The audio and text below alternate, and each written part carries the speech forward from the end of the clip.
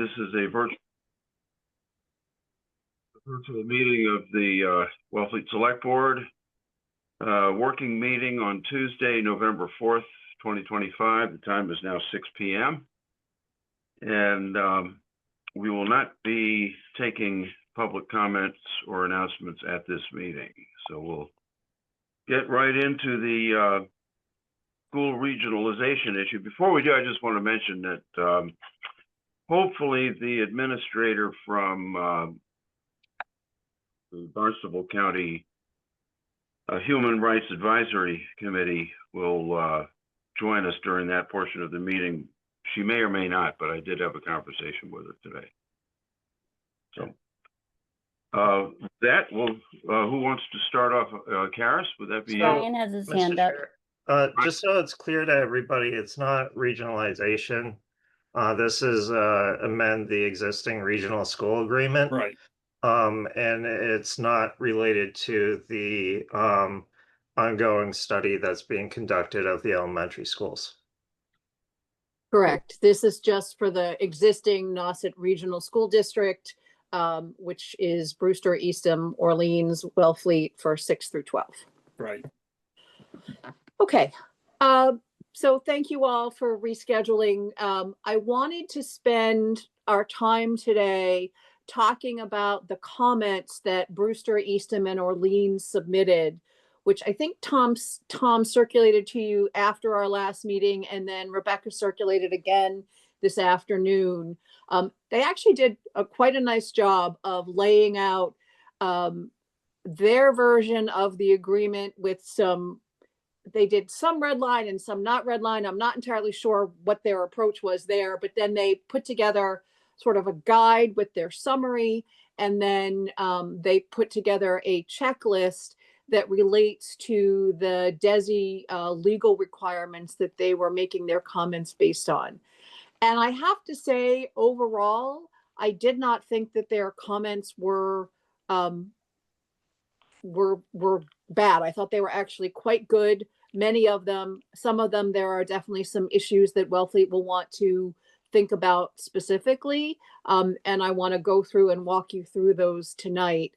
And then I am preparing a letter to get Wellfleet's comments submitted in advance of the meeting next week. So I would also, at the end of the night, like your authorization to work with the town administrator and the chair to get that letter out by Thursday or Friday of this week, preferably Thursday. So that's just the process that we're undertaking tonight and what I foresee discussing this evening. The previous comments with respect to the reallocation of the weighted votes, I've drafted some language for that, and I can walk you through it.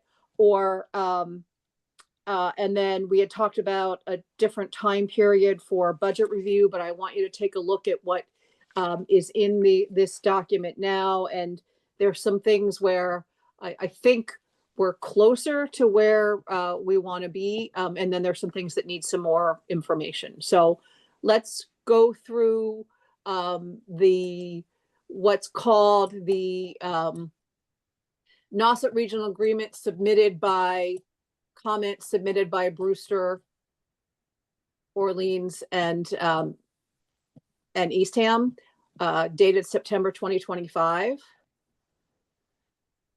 And the first couple of sections, not the first sections, but the first section, number of members and election of members and officers, I think all make sense. I noted that in the officer section, the other three communities indicated that the chair and vice chair should rotate annually amongst the member towns, and the chair and the vice chair always have to be from different towns. I think that's great. That means that the authority to set agendas, will rotate, and I think that's important. That was not a provision that was in the prior agreement, so I think that's something that would be helpful and beneficial to Wellfleet and all of the communities, frankly.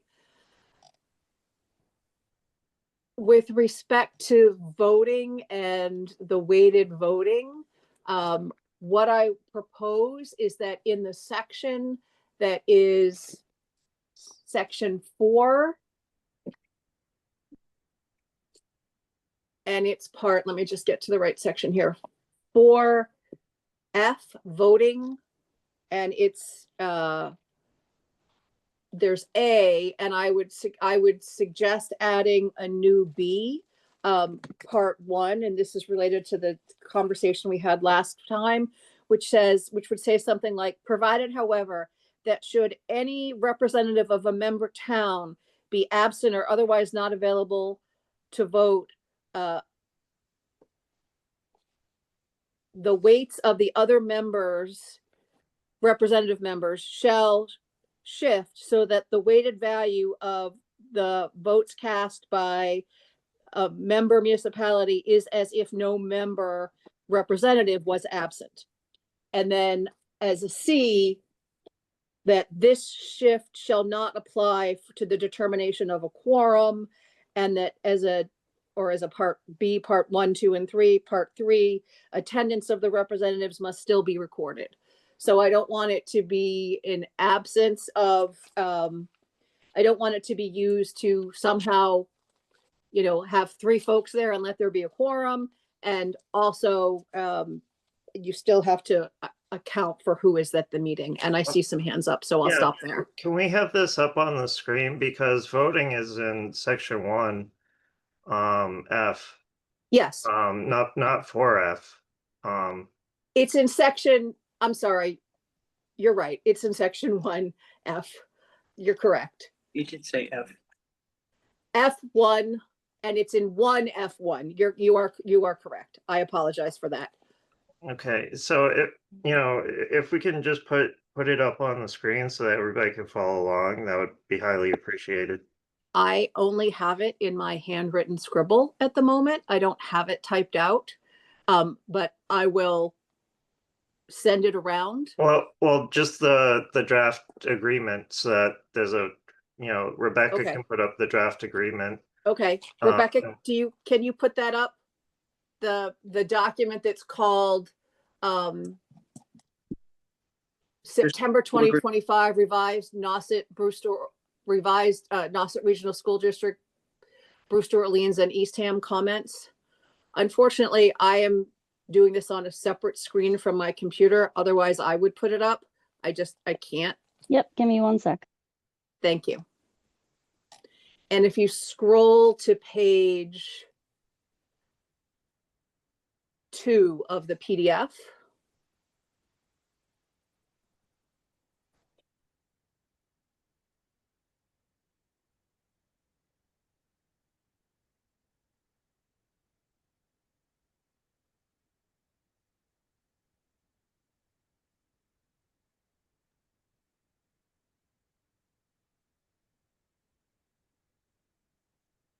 Okay, if you scroll down to the next page, please. So that's section 1, and then section F starts, and then scroll down to the next page, please. There's 3, 2, and 3, and then scroll down to the next page, please.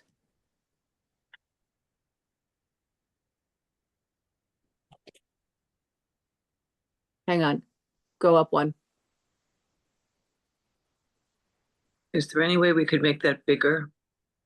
You can, Yeah, just give me 1 second. Okay, take your time. I know one thing at a time, but you can pinch on your own screen to make it larger for yourself. So in the meantime, while Rebecca's doing that through the chair, Mr. Tarkanian has his hand up. I just wonder if there's any kind of preliminary comment he wanted to make. Yeah, Harry? Yeah, thank you. Just preliminarily, just for Ms. North's information, I was the town administrator here like 10 years ago, and I've been involved with the regional school district as a volunteer and as a sub and on committees for a long time. So this advice is worth exactly what you're paying for it, but a couple of comments.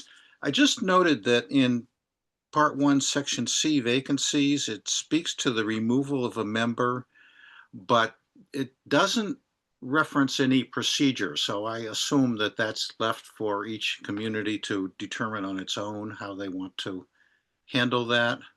But right now, the word removal is just sort of unmoored from any process. Well, it says the respective select board shall make an appointment until the next annual or special election, at which time the remainder of the unexpired term, if any, shall be placed on the ballot. Okay, I was speaking to the mechanism for removing a member is absent. Oh, okay. It Sorry. just says, okay. Again, probably. Well, because these are elected, can I just, Sure. these are elected officials, and Yep. the only way to remove an elected official is with a recall, if that community has a recall provision. Well, that's through the chair. Yep, go ahead.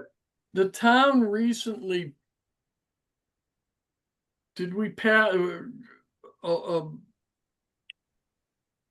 policy that the board can remove members from committees, but is that just That's appointed, not That elected. can only committees be, only? That's right. that can only be appointed. There is state law on the. Yeah, elected removal. has to be recalled, right? Yeah, it's gotta be recalled because it's an elected position. Otherwise, only after the conviction of a felony and a sentencing to a time in a corrections facility can someone who is elected be removed. And Or- there's, Or they Is might the move screen away. that I'm sharing what you want to see? yes, Yeah. correct. Yeah, and I think Wellfleet's charter only provides for removal of the select board if memory serves me. But okay, that's not really significant. The one thing I had in the school committee membership, the voting section that sort of bothered me is it doesn't explicitly say in there that the town's proportional representation on the committee is divided equally between the members of between the town's members. So if Wellfleet's proportional representation is 1.4%, then each member should have, since we have two members, should have 0.7%. It doesn't explicitly say that, and you could possibly, maybe it's a tortured reading, read this as saying both of the members get the 1.4%. So I just think a little clarity there would be helpful. So if you look at A, if you read the Mhm. last sentence, members from the town of Wellfleet shall each cast a weighted vote with a value of 0.7. Right, that's the transition period provision. That's the new provision that they are suggesting. Right, but when you get down to F, it gets reweighted. That is, F sub A. that is FA. Yeah. That's F1A. That's, yeah, upon approval of the agreement. That's the Yep. weighted votes now, but every That's 10 the new years, weighted votes. every 10 years it gets recalculated. That's correct. And what the weighted votes are will vary. We don't know whether Right. it's going to be 1 point. We don't know Right. how many people there are going Right. to be, or what the weighted vote will be, because it's based on the next decennial census. Yeah, and I understand that. All I'm saying is that it doesn't explicitly say that each town's representatives have that town's voting power divided equally. So, and that's the only comment there.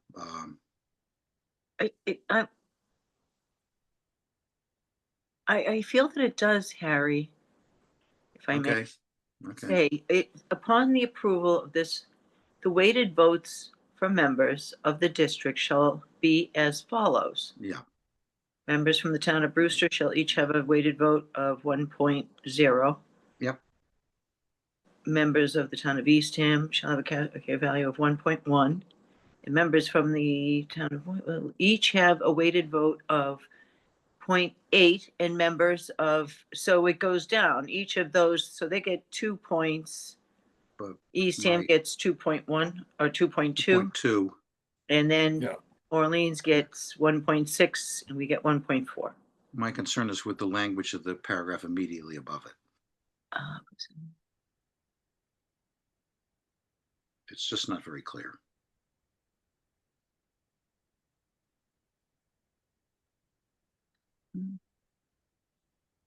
I'm not seeing a problem. Okay, Barbara well, has her hand that's- up, Mr. Chair. Yes, yes, go ahead, Barb. Yeah, thank you. Through the chair, to council, and I guess to everybody, the same, just comparing the district's version and we'll call the 3-town version, they both have the same weighting, and I just, because I'm fairly new, I don't know where that came from, and is this something that's negotiable, or is this based on some statutory formula? I mean, do we accept this? Should we accept this? Yeah. Yes. It's based on a statutory formula, and Okay. in the earlier documents that I sent around, one of the Yep. exhibits actually shows you the Okay. calculations and Got it. how they were done, and this actually is the calculation that is the most beneficial to Got it. Wellfleet. Got it. Thank you. That was my Okay. question. Thank you, council. You're welcome. Okay, that's it for me on that article. So in that then section. let me reread what I said before, because I ran through it pretty quickly. We would add a B, which has 3 sections to it. We propose to add a B, and I'm not clear whether this could even happen under the DESI regulations that require this weighted vote, but it's worth at least putting out there for discussion. So 1 would be, provided, however, that should any representative of a member municipality be absent or otherwise not available for a vote, the weights of the remaining members of that municipality shall shift so that the total weighted value of the member municipality, of the votes cast in that member municipality, is as if that representative was not absent. So if there are, so in that instance, if only one of the 2 Wellfleet members, representatives, sorry, they call the town's members and the representatives. I just want to use the right language. If one of the Wellfleet representatives was absent, then that person could have a vote of 1.4 instead of 0.7, with 0.7 being lost to the ether because they were absent. Right. And the same thing would be for Orleans or Eastham or Brewster. Everybody would have the same benefit of that. Mm-hmm. The second language is this shifting of vote shall not apply to the determination of a quorum. So you still need a quorum for a quorum. And then I just added in, and it's not necessary, but I thought it might be useful. The attendance of representatives must still be recorded so that you know who's voting with 1.4 or 1.6 or 2.0, just for the records. So I did not have any other comments on that section, but let me just double check that before I move on. I have a question about quorum. Okay. So as it's written, it doesn't say that the total number of weighted votes present needs to be above the threshold, just that It says a majority of the total weighted vote, Right. okay. the second line. And then provided at least 3 of the 4 member municipalities are represented. Yeah, Yes. I would want at least 1 person from each member municipality. Well, that means though that if both Orleans people don't show up, they could sit out and stop the committee from doing any business. So I think that if you have 3 of the 4, that's, you at least have a super majority of the community, of the member municipalities. So I think that actually makes a lot of sense when I read it. Mm-hmm. I think that if you require that that you have at least 1 from everybody, then like I said, somehow, 2 people from one community could stop the work from going forward. Yeah, I don't think you could. So, okay. Obviously, I had no changes in section 2. I had no changes in section 3, although they did define the district a little bit differently. They just clarified the language. Within a 5-mile radius, I think there was some general language there that they struck, which I think is perfectly fine. It makes it crystal clear. And then on to 4, budget and finances. So I think there's some unclear things here. So preliminary budget, using DSE criteria, that's item number 1 in A. Is this section 4 you're speaking of? Section 4, item A. Scroll some more. Yep. There we go. There's 4. Okay. So there's A, and you can scroll down to the next page because there really isn't anything in A1. In A2, stop there. Thank you, Rebecca. In A2, they create this 5-year financial forecast and capital plan requirement, which I don't think is a bad idea. Given what I've seen in other regional schools where there has not been good planning, and there have been all of a sudden, we need to do X, Y, and Z, and it's going to cost a lot of money, at least forcing the committee to go through the process seems like a decent idea. For anything over capital expenditures over $100,000. I mean, those are things that you are all going to have to pay for. So I don't think planning is a bad idea. The plan has to be done by December 1st annually. I think that's reasonable given the rest of the time frame. If you go to B, which is at the bottom of that page. Harry had his hand up, Mr. Chair. Sorry, I can't see the hands. It's fine. Just very, very quickly.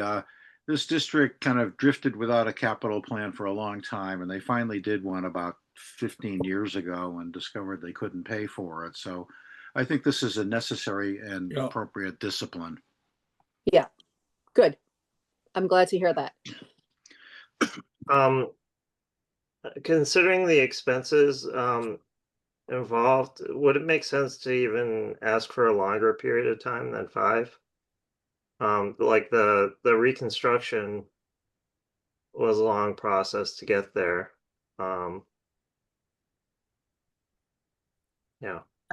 The high school itself, I think, we started planning for that in 2015. But my experience, the select board insisted on a 10-year capital plan when I was town administrator, and really the last 5 years of it were just fantasy. You just had no way of knowing. Anybody who thinks they can predict the future 10 years out is either very talented or or just plain wrong. So I think 5 years is an appropriate period from my experience.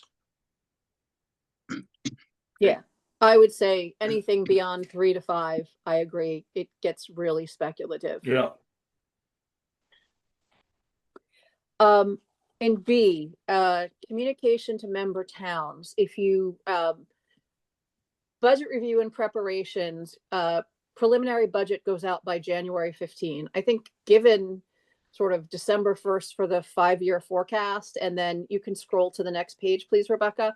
And then, and that's a reasonable time for a budget. I think that's about as early as you're going to get a preliminary budget.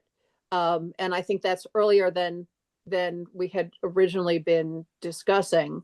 I do think that they then talk about the committee shall respond no later than 1 week prior to said budget hearing to any questions provided in writing by the member towns under this subsection. They never really tell you exactly when they have to have the budget hearing. So I think they need to define when the budget hearing has to be. And given the things that come after the budget hearing, so the vote on the final budget not later than March 15th, I think they need to have at least an initial budget hearing by no later than March 1st, and maybe even really by, within 30 days after their preliminary budget comes out. So February 15th to March 1st, I think makes sense for the initial budget hearing.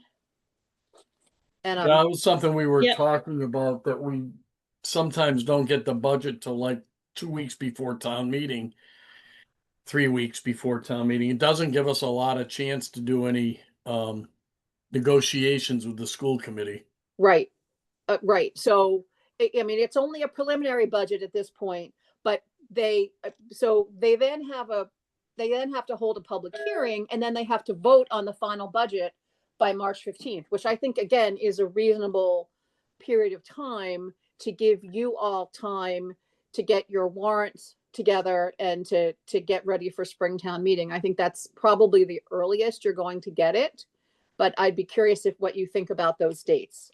I'd like to see what you think about that, because in the past, this has really put us in a bind. And when do you have your Springtown meeting typically? Or when do you have it? Last Typically- week, The of April, fourth first Monday week in of May. April. It's Okay. usually the fourth Monday in April. So, and when do you close, so backing up, I mean, when do you close your warrant and when do you have your finance or advisory board hearings? It pretty much has to go to the printer by around March 17th, 18th, 19th, Yeah. somewhere in there. We have a So- little bit more flexibility now, Harry, because Because you- of the cards being sent. Right, yeah. Okay, Um, so but this, it's not just the school budget that it affects. right, You know, if it comes in higher than expected or otherwise, and we're close to the levy limit, at that point, you either have to do an override Right. or make sudden changes to people's budgets. And everybody would like a little bit more predictability in that process. so if they are getting you a preliminary budget by January 15, and they set their final budget, they have public hearings, which requires, a week's notice, plus you have a week before to get, so in that same week, you can get them comments and, have they held budget hearings? They must hold budget hearings. Oh, yeah, they have budget hearings. Yeah, and how often, when do they typically hold them, and how many hearings do they usually go through for their budget process? They've only been to the one. Okay. So then they could do, if, I'm not sure how much work is on them between January 15th and March 15th, but that's 2 full months. So maybe they need to have their hearing by February 15th and their preliminary budget by March 1st. Yes. That would be much better. Okay. Yeah, through the chair, I was going to ask council to just propose some aggressive but reasonable dates Yep. for those. For all Okay. of those. So budget, because they don't say when their budget hearing has to be. Well, Right. they say when the final vote has to be. Budget hearing, final vote by February 15th. That gives them 30 days. That's plenty of time. And then final budget by March 1st. Yeah, we can work with Yeah. Harry. Yeah, also note that the under section F, the certification of the assessment to the member towns happens no later than April 15th.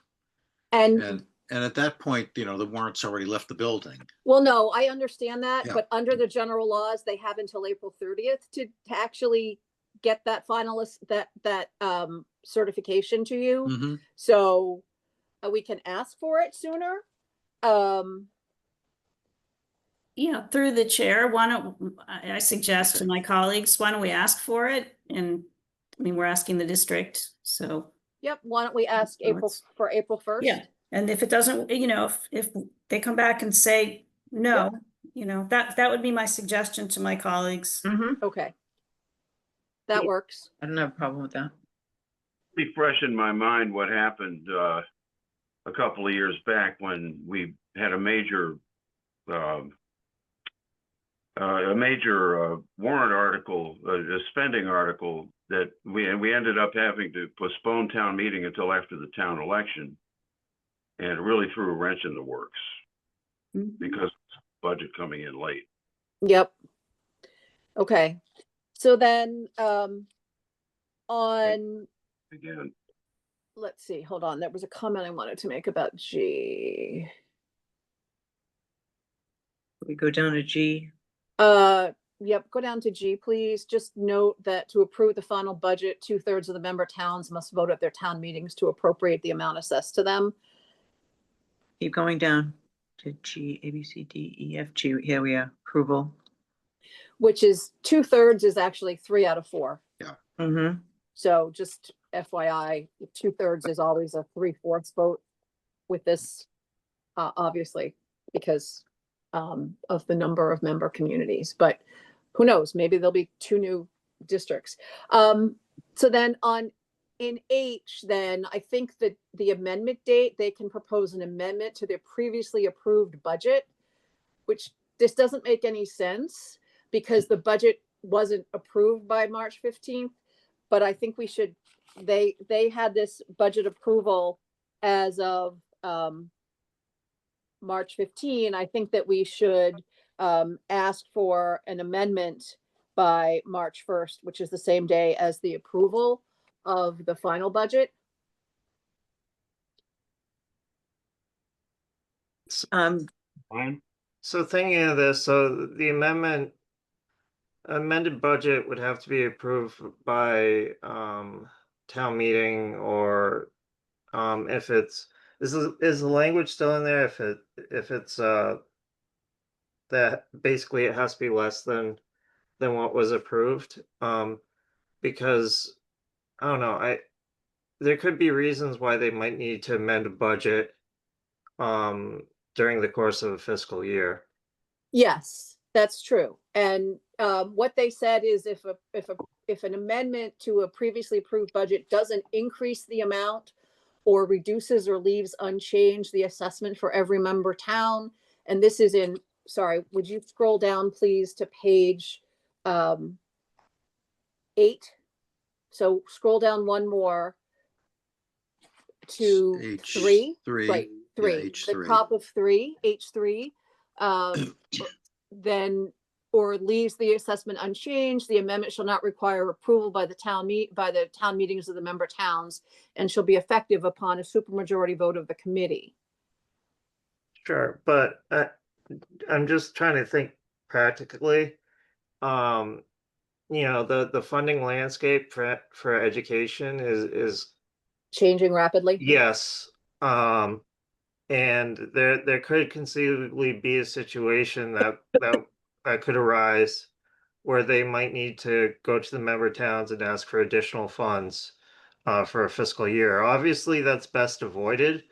But I don't want to be so rigid that we totally preclude that possibility, because the other side of that coin is if they don't receive those additional funds, and they're needed because of, you know, let's say federal funding not being really distributed, that means that they're going to have to lay off a large number of people typically, and I think there needs to be some sort of safety mechanism just in case.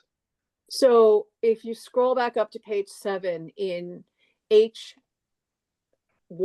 little 2, so little 1 and little 2, they talk about amendments can be proposed no later than March 15th and notice of proposed budget amendment sent not later than April 1st in any year. Yeah. And then member towns have, if you scroll down then to the beginning of the next page, Rebecca, member towns have 45 days from the date of the committee vote to hold town meeting and consider the amendment. So you might have to have a special if you stick to those dates. Or maybe you could have a special within your annual, but that still only deals with information up to sort of the end of the prior fiscal year. That there's nothing in here actually that deals with amendments to the budget during the fiscal year. or after April 15th. So what I think we might do is, what about if you need money in the fiscal year or later than April 15th, and we'll just raise it as a question with the comments. What's the plan? Mm-hmm. And also just note that if the revised budget results in an increased assessment to the town, that's when you need to call a special town meeting. That's And right. if you decline to call the special town meeting within 45 days, you have agreed by default. Correct. It's a constructive license for all practical purposes. Right. And that's the statutory scheme that's been in place for approving regional budgets for a long time, as I recall. Yes, that is correct. That there's nothing new about that. Right. Just be aware. Sheila? I'm sorry, my hand is, these questions have been answered. I apologize. I meant to take it down. Barbara? Thank you, Mr. Chairman. So I just wanted to go back. I like the point that Ryan made about what about outside the budget cycle. So you're going to address that in a comment, but just going back when you were walking us through H1, did you have any proposed changes to this part of the timeline, to the April 1st date? In addition, I think you were starting to talk about that, or if not, Well, I was suggesting that if they're going to, so they're using essentially the same schedule of their budget approval for their budget Right. amendments. I'm not sure why. It didn't really make sense to me, but if we're going to be consistent, then we would make this March 15th date March 1st. And then, the April 1st date we could play with if you think that made sense. I think if they're, if it's going to be March 1st, then this April 1st date should be April 15th. okay, I'm through the chair. Excuse me, A little March 15th. March 1st. Yeah, okay, all right. I thought I was a little lost. I mean, it makes sense to me to continue the more aggressive schedule that we're proposing. So that would be, I would agree with that suggestion, but wondered what others thought. Me too. No, I agree. But we'll raise the question about mid-year or Correct. post Right. town meeting. Right, Change. separate, yeah. Yeah, as a separate issue. As a separate issue. Okay, thank Okay. you. Thank Yep. you for allowing the interruption. Of course. Tom? Yeah, kind of circling back to what Ryan was saying, but I think on the opposite side, and I apologize for that at the beginning. But I don't know if there can be, but there should be something written that if there is a loss or a grand increase in state and federal or outside funding, that the school committee needs to meet with the member towns to let them know what that number is, up or down, especially down, so the towns can have some opportunity to chime in and or plan. If they come in on the 15th of March, or the 30th of March, April 1st, with a budget, and they've lost $1.5 million in federal funding, and it's going to be, they're looking to reassess the towns for that. That's okay, I guess, that they can make the ask, and we don't want to short the school, but we need to have some sort of notification other than them just throwing the budget at us and saying this is where we're at. Right. Okay.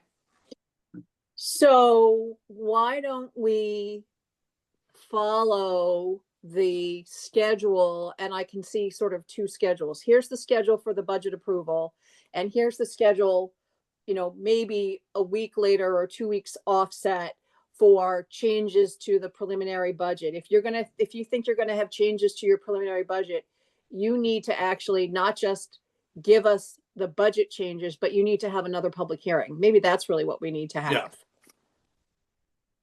That makes sense. Okay. I'm not looking to short anybody. I just think we need time to understand what they're doing. Yeah, and what's coming down the road.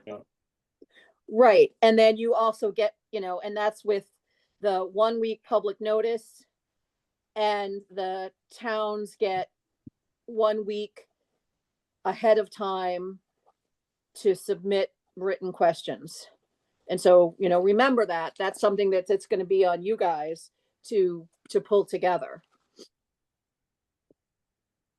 Okay. That makes sense. I will add that into our document. Thank you. Of course. So then the Just- next, Before we leave this. yep, One- absolutely. One mechanism you might use if you're concerned that there is going to be a significant shortfall or significant surplus is to change the reporting requirements in section 9 to also require, quarterly report of receipts and expenditures so that you can just track the progress. 9 reporting Yeah, quarterly. there's an annual report, but you might ask for, say, a quarterly Yep, report. that's a great on, idea. Something like that. And just as a way to keep your finger on the pulse before it gets out of control. Yep, I think that's a great idea. Okay. Okay, I'll add that in. Okay. Then next up, like I said, nothing in 2 or 3, and then on to section 4. So Rebecca, if you would go to, so we talked about section 5. 4. We're on section 5 now. Yep. Apportionment. Let me just find my notes for that one. Hang on. I've scrolled back Rebecca- and forth. Yeah, Never mind. Oh, excuse me. I'm sorry. Never mind. Okay, I'll just get my notes here. So the real, so they defined capital costs, they added the baseline costs of 100,000. Operating costs, I think benefits were added to the list. Otherwise, the definition, so if you scroll down one more page, please, Rebecca, 5B, they define the cost categories. Those are pretty close to the same with a little bit of streamlining, and I think they make sense. Apportionment of costs, they didn't actually make any changes to 5C apportionment of costs. There is one. Hang on, let me just Yeah. Okay. get there.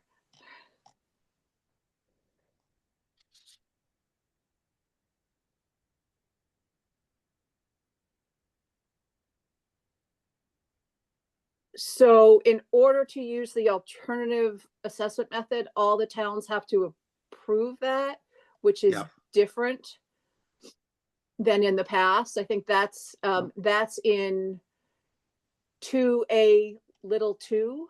So scroll down, scroll up one, please. I'm sorry. Scroll down. It's C2, next page, page 10. Alternative assessment, the first sentence in A little 2, in order to use the alternative assessment method, all the member towns must approve the same. That's new. Well, that's existing practice because that is existing? the Okay. existing regional agreement calls them to be apportioned based on population Right. only.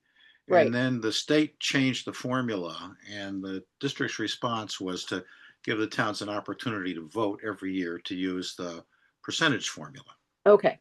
The place where there is a difference is it says 3-year rolling average of student enrollment instead of the current year's enrollment.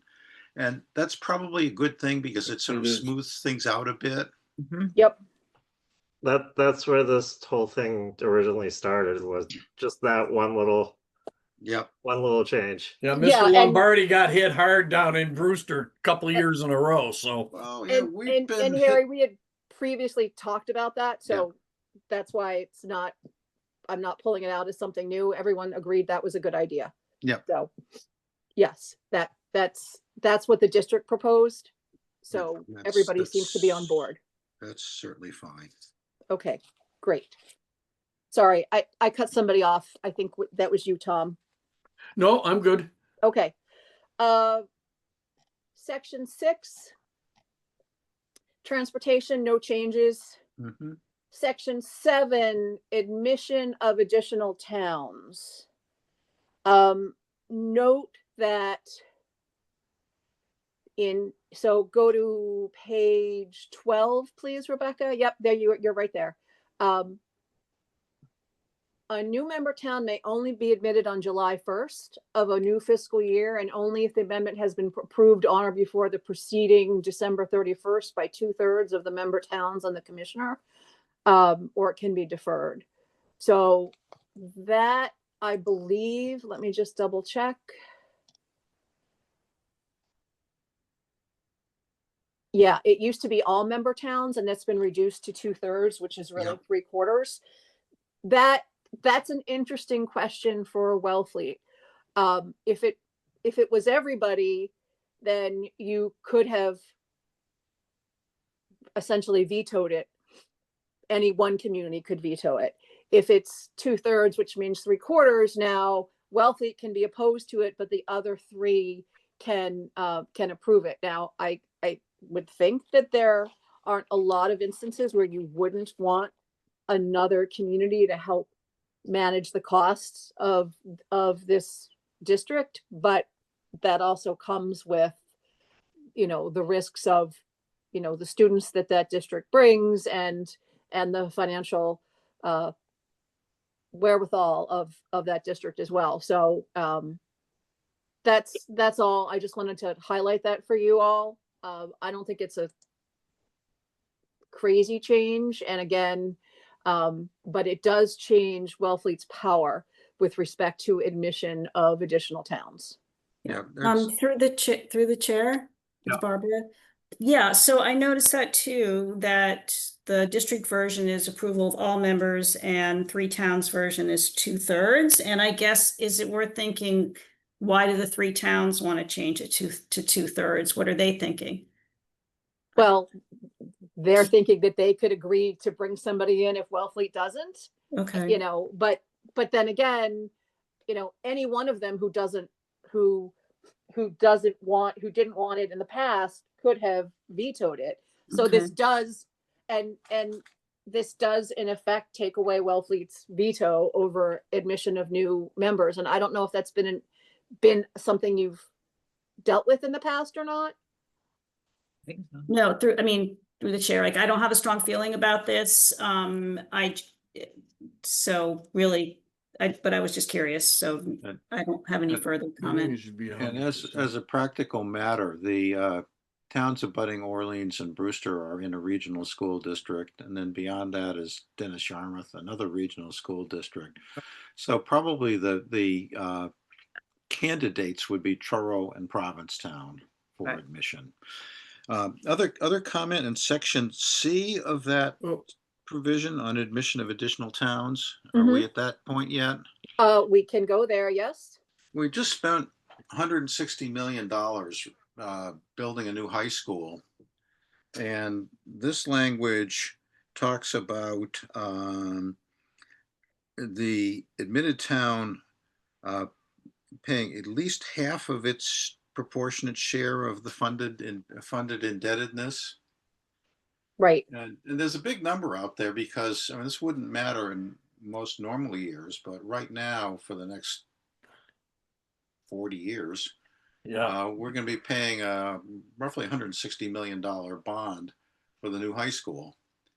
And it seems unfair that a new town could be admitted and pay only 1/2 of its proportionate share. I think that should be at least open for negotiation. I think that's fair. I mean, it also is I think this is meant to be, and let me just go back and look at the language again. Hang on one second.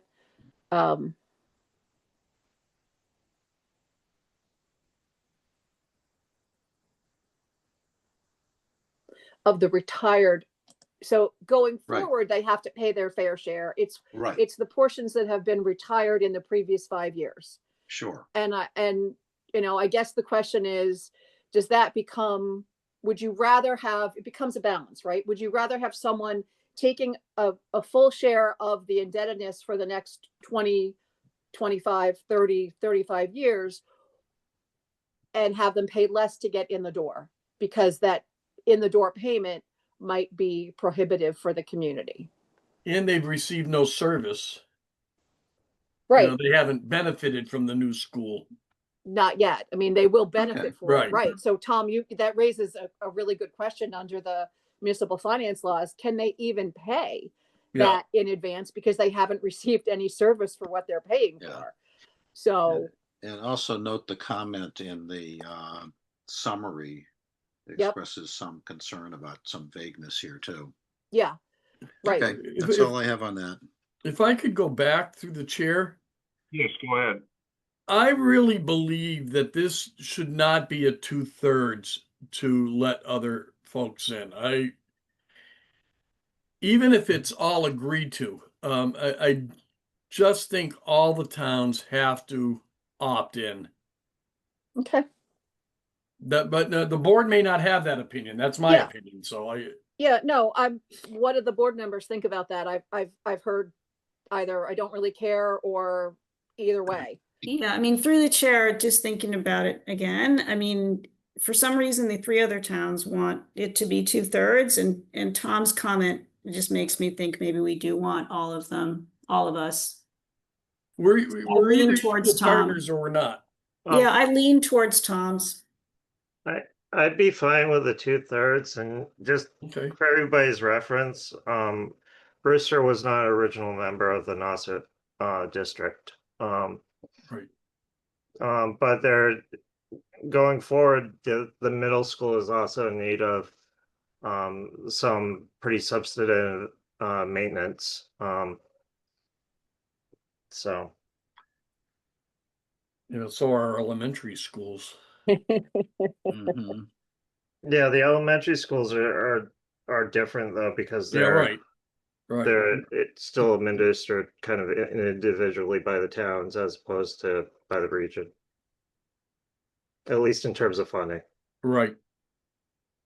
So is there a sense of the board, how they would like us to approach this, or do they want me, how do you want, these are your comments? Mr. Chair, if I, through the chair, Bill. I don't have a problem with the 2/3, but I do feel that there is something with the funding, if they're coming in, as Harry was pointing out, here's all of this money that's being owed, that does have to be looked at and addressed and asked about. So no, I don't have a problem with the 2/3. If you're looking for the temperature of the room, I don't. And unless Tom could really, if you could go on more about why you feel it should be all the time. No, I can, I can live with it either way. My thought is if for a member with the other towns, even though we have a weighted vote, I get that. But it should be all of the towns agreeing to bring in another community. But if people are okay with 2/3, it's not gonna make the earth shake either way. I myself lean towards a unanimous agreement with all towns to bring another member in. I would be more comfortable with 2/3 if there's a mechanism in place to make sure that the school being brought, the town being brought in would have to pony up some kind of share toward the bond, the construction bond. Harry? Yeah, quick comment. Note that it requires a unanimous decision to allow a town to withdraw, but only a 2/3 decision to admit a town. Yeah. Mhm. Good point. For whatever that's worth. And it is perhaps the single most important decision a district may have to make is whether to admit another town. That's right. So. Right? Okay, Right. I'll go with people. I'll lean on, you convinced me. I'm going to go with Tom on that. So it looks like 3 board members are at 100% and 1 is at 2/3, given that Sheila just decided to Yeah, I change just her, changed my, change her idea. Is Yeah. that, have I read the room correctly? Yes, Okay. I don't think it's really super substantial, but Right. yeah. Okay. Who was the third board member? Was that Barbara? Yeah. yeah, you, Yes. Barbara and I. Exactly. Okay. So we are on to withdrawal. And I have a lot of comments on this section for whatever reason. On withdrawal, if you go down, please, to section 8A. Yep. So the process requires the member town has to decide they want to withdraw 3 years in advance. That seems like a really long time to me. Now, I understand that everybody needs that the district needs to get their financial house in order and figure out what they're going to do. And so that's not really in and of itself the biggest problem. But if you go down further into C, E, and F of the withdrawal section, it requires, first of all, a plan that has to be a long-range education plan, has to be submitted to DESE, which I'm not sure when that would have to be submitted to DESE. It wasn't clear under the regulations. I think typically you can give, under the regulations, you can give 6 months notice of withdrawal. And I imagine you would have to have that plan at around that time period. And then under E and F, they have to, again, well, under D as well, the withdrawal is effective no earlier than a year after the last approval. So you've got to give 3 years notice, and then it's going to take another year after approval, which seems like a lot of time that the district's trying to hold over to you. And then you have to pay over to the district or remain liable for unpaid operating costs. That's fine. That's your, if you haven't paid them for that year. But then what happens when if you're trying to get out and you're trying to start your own individual district? You have to pay money to the district, plus you've got to get your own school started up. It seems like there's some, including OPEB money, it seems like there's some significant financial penalties to withdrawing that I don't think should be allowed, including, perhaps up to a $5 million, or at least up to an irrevocable deposit in trust. So,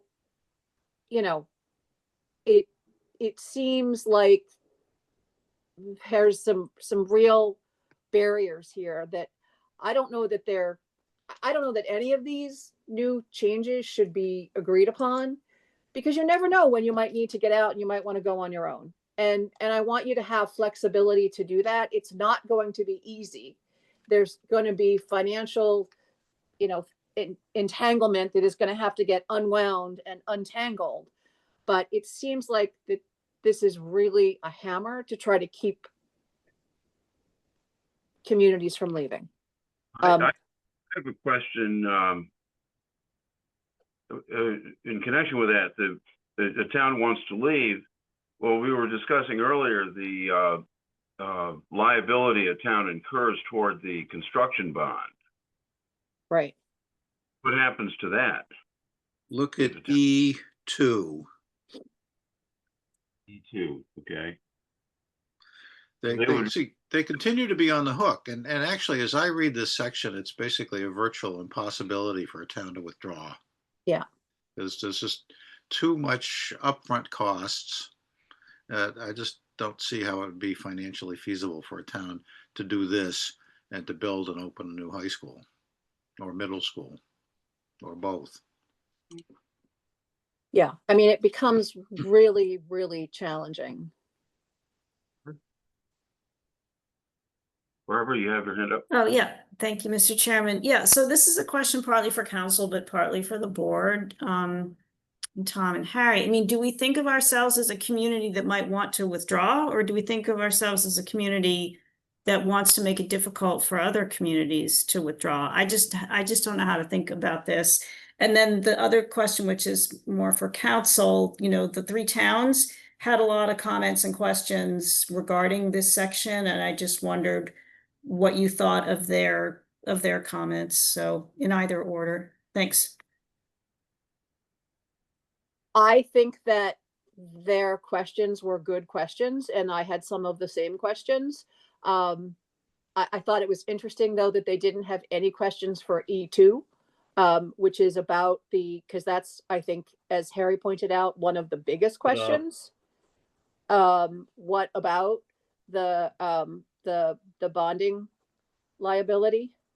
There's, you know, that's not addressed, other than you still are in. And does that mean all of it? Or does that just mean it remain liable and continue to make payments for its share of the indebtedness other than temporary indebtedness incurred in anticipation revenues of the district outstanding at the time of such withdrawal and for interest thereon?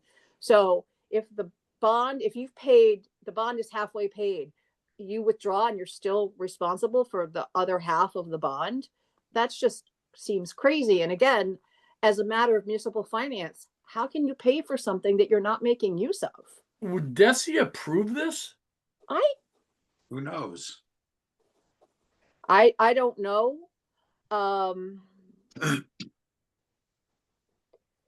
don't know.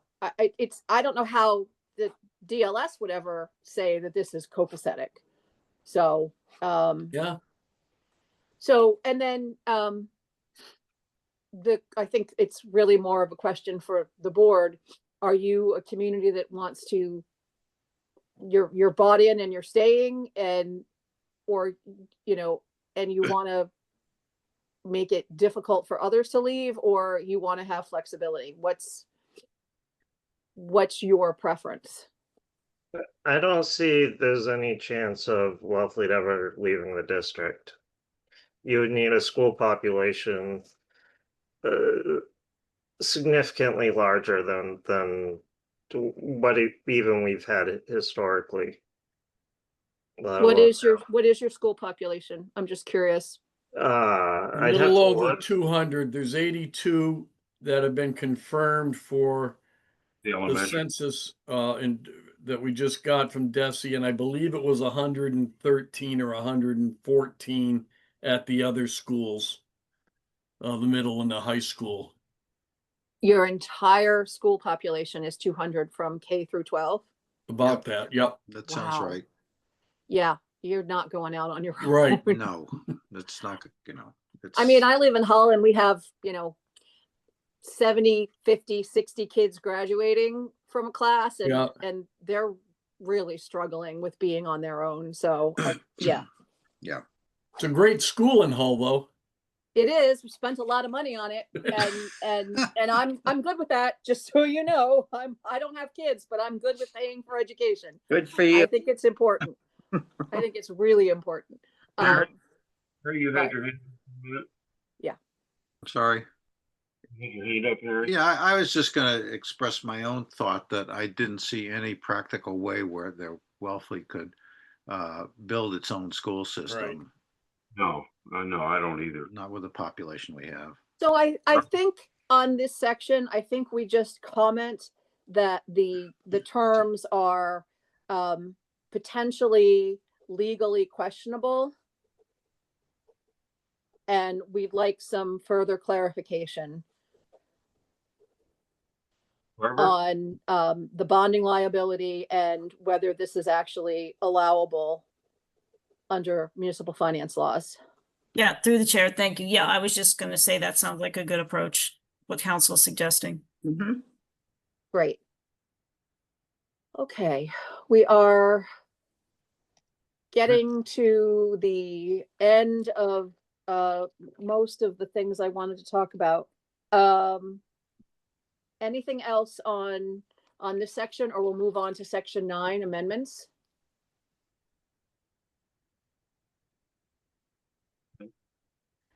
So in section 9 amendments, I do have some comments on this one as well. I think there are a couple of things that make these provisions a little bit odd and a little bit heavy-handed.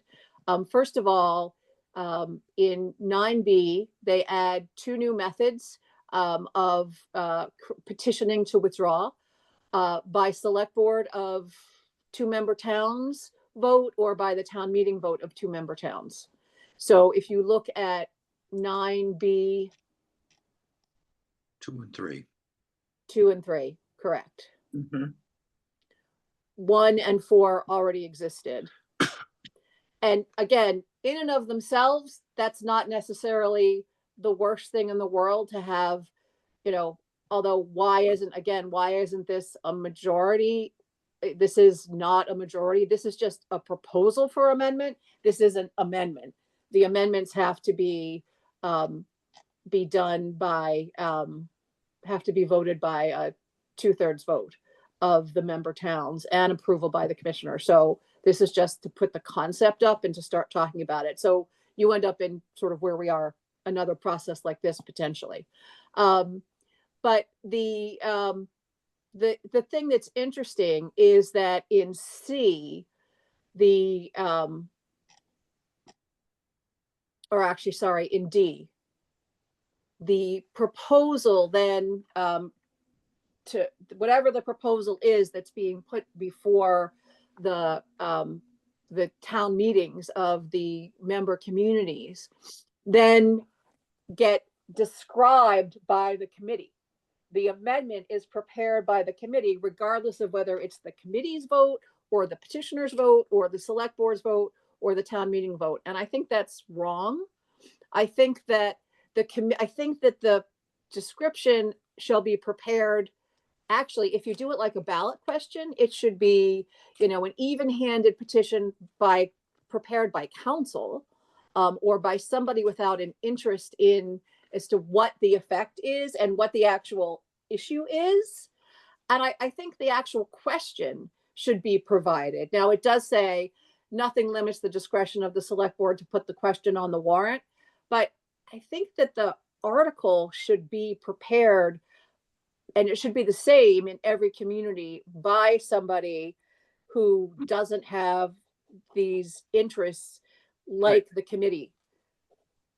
So I think the article should be prepared by, and I get that it's, there isn't necessarily counsel, but there's counsel for the district, right? And so counsel for the district should be able to prepare this. And then the select board can add whatever they want, but it should not be the committee. And it should be like the ballot question language in that it's neutral. And then the select board can add whatever they like. That's my biggest comment on this particular section. Any thoughts from you all? Harry? I'm just wondering, chapter 71, section 16N has a provision for a district-wide vote on indebtedness. Yes. Is there a mechanism in there for preparation of that ballot question that could be adopted here? I haven't looked at that in like 3 years. So we just did one, and I think the question came, it was simply the ballot question for, it was done a lot like a debt exclusion or an override question. Yep. Mm-hmm. It wasn't, but I have to go back and take a look at what it was. I don't recall who provided the question. It was for up on the North Shore. I know when we did it, council prepared it. We did one about 3 years ago for the regional school district, for the high school. Yeah, it just seems like it should be council. It seems odd that it would be the committee. I concur with that. All right, so let's go with council preparing, we'll make that comment. And again, stick to the neutrality piece. Barbara, you have your hand up? Yes, thank you. So I had another question about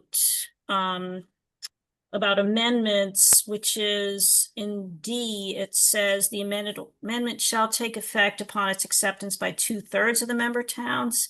I have a note that in the district version, it's all, but I'm not sure that's correct. But I just thought if we could just touch on that briefly, whether we're comfortable with the 2/3 vote for an amendment. I think it should be all. Okay. I think if everybody has to live with it, it should be everybody. Yeah, Yeah, I can't find it where in the district one, whether it's all or not, but in any It event, is. then, okay. So, All right, so then if we have a consensus, then I would ask council to make that, propose that change. Yep. That Yeah. it be all, well, it's consistent with the district, but proposed to 3 towns that it be all. Yep. Mhm. Or not propose, whatever is the word we're using. Yeah. The current district agreement, acceptance by each member town. Yeah, Yeah. okay, Yep. That's the last sentence. Okay, Yes. so my note was correct, but yeah, Yep. I think that's something we should take, position on. Good. Okay. Anything else on section 9 before we go to section 10? Nope, not for me. No. All right, section 10. Excuse me. If you would scroll down to the page 19, please. 18 talks about how anybody who goes to trade or VOTEC school, they're paid for by their member town and they're not included in their, they're not assessed against this particular budget. So I believe that is existing language. yeah, Yep. Then tuition-based, there's some changes. It requires a public hearing process before negotiating with other schools, with other municipalities to allow, what students it will allow. That is C1. To negotiate tuition agreements. through the chair, Yes. if we can scroll back one paragraph, please. Thank you, Rebecca. I am not a fan of an account that is reserved for appropriation, that the towns have no control over how that money is spent. Now, I understand that they have autonomy on salaries and expenses and where they put stuff in their lines, but this is just opening up. If they got 15 students that were paying $30,000 a year, that's $450,000. Now, I don't know if they'll get that many, but I don't think that should be expense account money. I agree with you, Tom, and I think so. If you scroll, don't you scroll down, Rebecca, but if you scroll down to D1, annual revenues from school choice shall be reserved for and used to reduce the total annual assessment to the member towns for the next fiscal year, with such reduction in the total assessment to be apportioned as provided by this agreement. If that doesn't apply to the tuition-based kids, it should apply I agree. exactly to tuition-based kids as well. Yeah. That was my comment this afternoon, was that language in D1 should also be in C. Should Yeah. also be in C. Yep. yeah, and just for everybody's reference, Truro and Provincetown are tuition based. Yep. And to the Nauset Regional Oh. School District. So there's actually, it's more than just, a handful. There's a relatively decent. That's a lot of money. Yep. Yep. Yep. No, I agree. I think that thank you for raising that, Tom, because I had that in my comments later, but that is exactly it should anything that comes in should be allocated back out. So maybe it should not be a slush fund.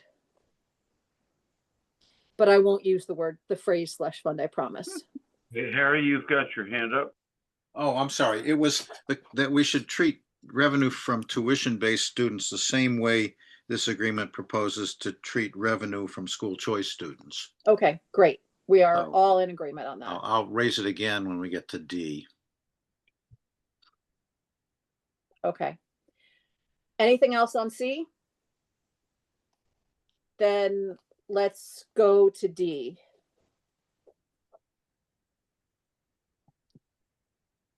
So this is proposing a limitation on school choice enrollment. That's concerning. We just built a high school for an enrollment of 905 students. I think that somewhere upwards of 200 of those students are school choice students.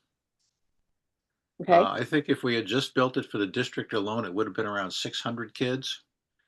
So a hard limitation here of a low number, I think, has the potential for being a problem of emptying out the high school. So that's an issue that should be discussed, and what the limit should be if there is a limit. Okay. That's my only comment. And so go ahead.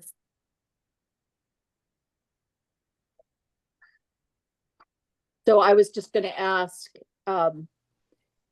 if so 200 out of 900 is It could be more than that. I'm not sure what the numbers are, but it's very significant. it could be a good 25% at least. Yeah. If not more, Yeah, 30%. I was thinking 30, if it was 300 to 900, that's 33, but Yeah. Right. So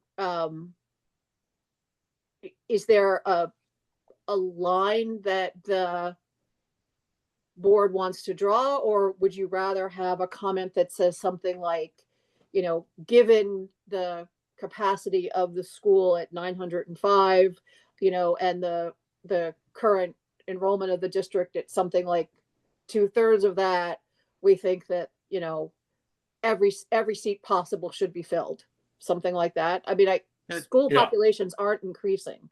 But- So Yeah, I might suggest something like admission of school choice students should not result in capital costs to the district, or requiring us to put a new wing on the middle school, for example. So through the chair, why do we think the three towns put this in? I mean, I think we should just not say we disagree with it, period. But I don't know, Ryan, Mr. Chairman, Ryan has his hand up. Maybe he can offer some. I don't want to speculate, Okay. but I was going to also just say that there's students that reside within the Nassau Regional School District who are school choice students at other schools outside of the district. Mhm. So yeah, I definitely have a concern over this language. Mhm. if you look at the cherry sheets, the school choice out is high, but they also have a pretty good inflow of choice in. But you got a lot going out to charter schools. Mhm. Well, through the chair, I mean, then do we want to say anything other than I think Disagree with council it. wants to know, yeah, we disagree. I mean, I think council wants some language or a position from us. If you have one. If you Yeah, don't, I think we can at least flag it as, Well, I mean, we've heard no capital costs, and we've heard don't reduce the population too much either. So you're sort of trying to balance. I think it's certainly fair to ask for the rationale behind this proposal. yeah, Okay. I- Great. I would agree with that.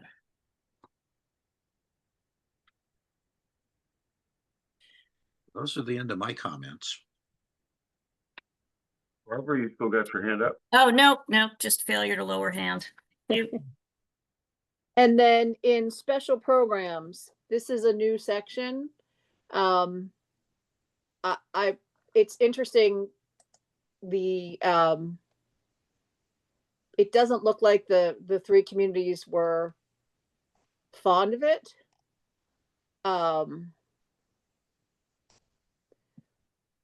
But it's hard to tell from their comments. It's fairly neutral in the way they write it. It just says it's new, and we have relationships that go beyond providing education services for beyond grades 6 to 12, including the district administrator's role in the superintendency union and provision of other services to the superintendency union in schools. This section imposes a requirement that such services be provided pursuant to a written contract, allocating costs and outlining the services to be provided. I mean, it's simply stating what it is without stating a position on it. Do you all have position or concern about it? So, I mean, through the chair, I have no experience with this, but to me, I don't see any reason to object to it. Right. Something that requires a written agreement allocating costs. And I don't think that is objectionable. But again, I don't have experience. I would want clarification as to what they're envisioning those special programs as. That's a great question. What do they mean?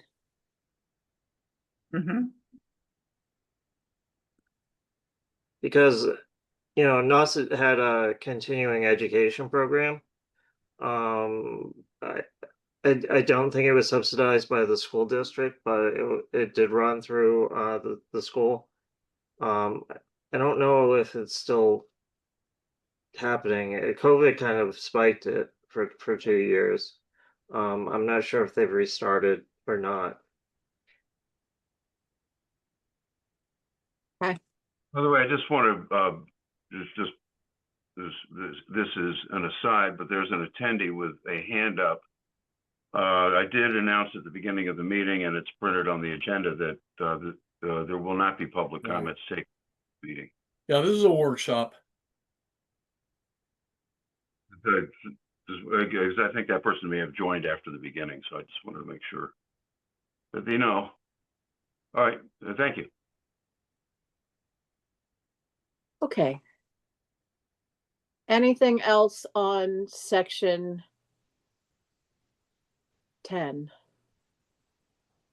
All right, annual reporting. I think we already had one comment here about adding in a quarterly report, which I think is great, and I will absolutely suggest that and put that in our comments.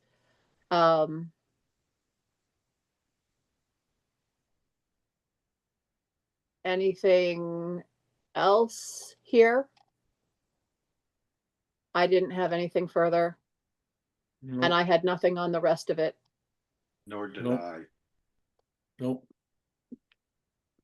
As under posting of information, committee shall ensure that budget blah blah blah is requested by be posted on the district website. What about on individual town websites?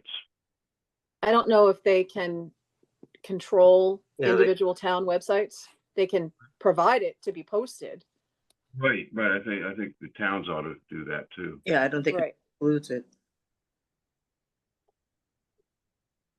that's fine. We'll make sure that that gets included. Other than that, I don't have a comment on this.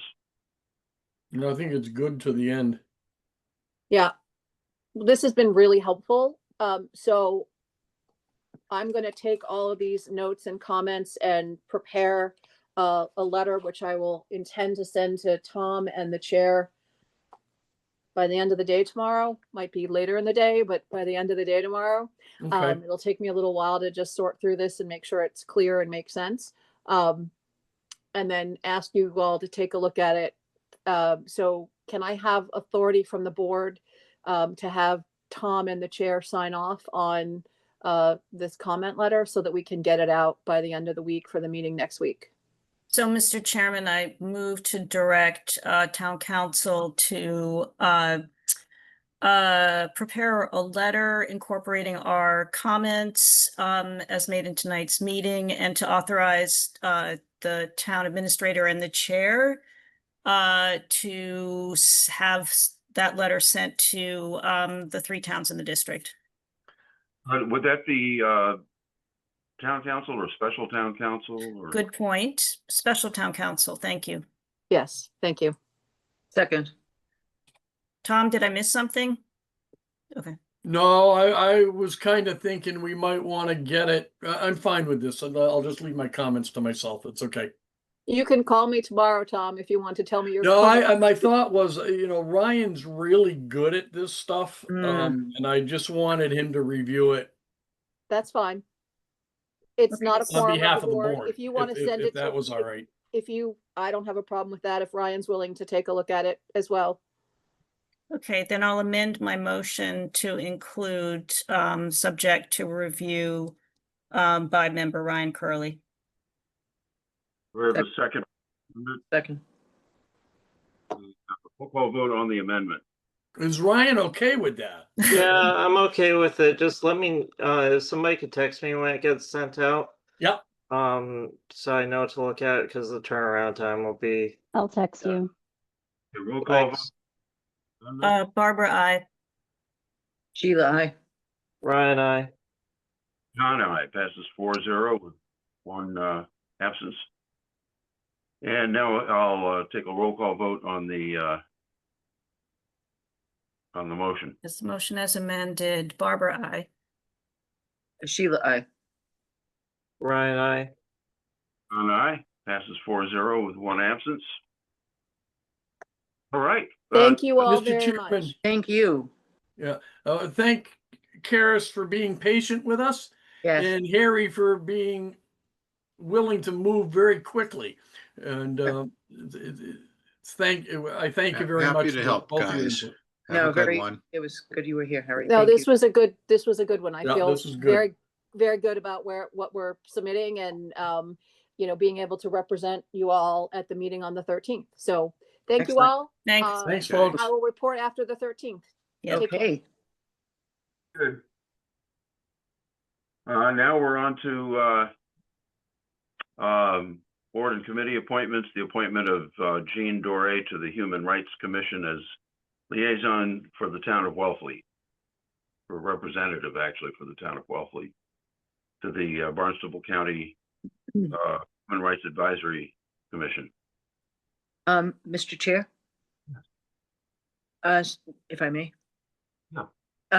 These 2 items both involve Barnstable County's different committees, and I just feel I should recuse myself from these 2 votes.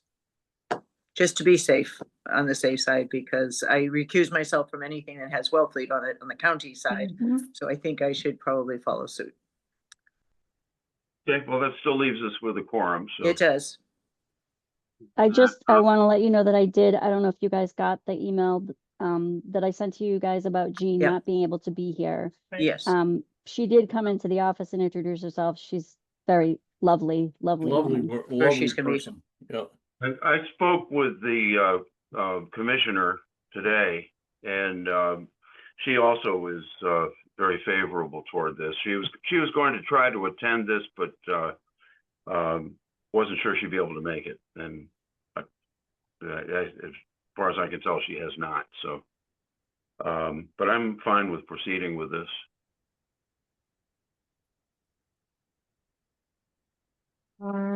So, Mr. Chairman, do you want a separate motion for each of these? We probably should, yeah. Okay. All right, then, Mr. Chairman, I move to appoint Jean Doré to the Human Rights Commission as a liaison for the town of Wellfleet. I'll second. Roll call vote. Barbara, I. Sheila recused. Ryan, I, and then a question. So this is a liaison. I'm sorry, John, I'm cutting in front of you. Oh, I was just looking at the agenda. Maybe there's something in the item that says something different. Sorry. I It's at the Oh, yeah, chair. I'm sorry. Can I amend my motion? I was just looking at the agenda. I move to appoint Jean Doré to the Human Rights Commission as a liaison for the town of Wellfleet for a term of 3 years to expire June 30th, 2028. Ryan, is that what you were gonna comment on? The term, yes, but is it a liaison? She's really a representative, as I understand. I don't know if- Okay, Mm-hmm. then I will amend my motion again. I move to appoint Jean Doré to the Human Rights Commission as a member representing the town of Wellfleet for a term of 3 years to expire June 30th, 2028. You need Second. to be by the town clerk or that. in that case? She gets sworn in by the county. Oh, okay. Okay, then I think my motion stands. Yep. Yeah, Ryan seconded. All right, roll call vote. Barbara, I. Ryan, I. John, I. Passes 3-0 with 1 recusal and 1 absence. And now I'll take a motion for the second appointment. Mr. Chairman, I move to appoint Ann Schiffenhaus, the Wellfleet Housing Coordinator, to the Barnstable County Home Consortium Advisory Council for a term of 3 years to end June 30th, 2028. Second. Roll call vote. Barbara, I. Sheila recuses. Ryan, I. John, aye. It passes 3-0 with 1 recusal and 1 absence. through the Um, chair, Yes. just so you know, we were talking about it earlier. Elementary school as of September 30th, 82. The high school has 68. That's their census. In the middle school, 44, for a total of 194. Mm-hmm. On these appointments, did we need to stipulate in the motion that they have to be sworn in at the county level, or does that not? I don't think that's, No, you don't need to do that. I am not concerned. I mean, it's a good point to make, Yeah. but I'm not concerned. Okay, in that case, I guess I take a motion to adjourn. Mr. So Chair, moved. I move that we adjourn. Second. Roll call vote. Barbara, I. Sheila, aye. Ryan, I. John, aye. Well, thank you all. Have a Good good work, night. folks. everybody. Good work. Good Thank you. meeting.